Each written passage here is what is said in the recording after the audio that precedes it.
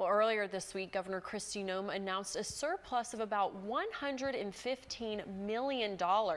That surplus is the largest in state history and will now go to budget reserves as required by state law. But for many lawmakers on both sides of the aisle, they say that this would like to have seen some of that money go elsewhere. Our State House reporter Austin Goss explains more from our Peer Newsroom. South Dakota has managed to produce a budget surplus for 11 years in a row.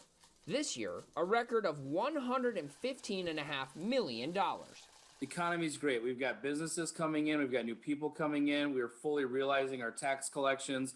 So it's not surprising that we have the surplus. A lot of us expected that. Governor Kristi Noem said in a statement Monday about the surplus that, quote, South Dakota has the strongest economy in America and a strong financial position to match. But for many lawmakers, including House Appropriation Chair Chris Carr, the concern is that too much is being left on the table. Carr and many other lawmakers supported different forms of taxpayer relief bills that ultimately came up short, including a sales tax cut, a grocery tax cut, stimulus checks for taxpayers, and a holiday tax on gas.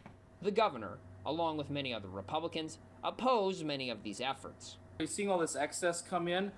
Those dollars have not been allocated. They have not been utilized. We have not spent those dollars for anything yet. Now is the time to take them essentially out of the circulation and not implement them.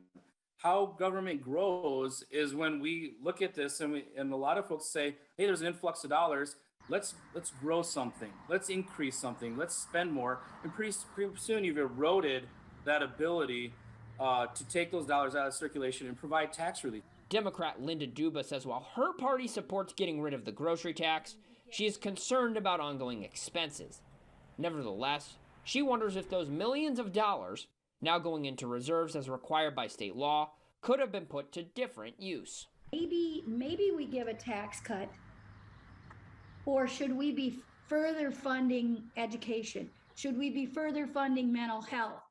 And those are all ongoing spends, and we're a very conservative state when it comes to ongoing spend. Despite a still gloomy economic outlook, many lawmakers hope that they can deliver relief next year.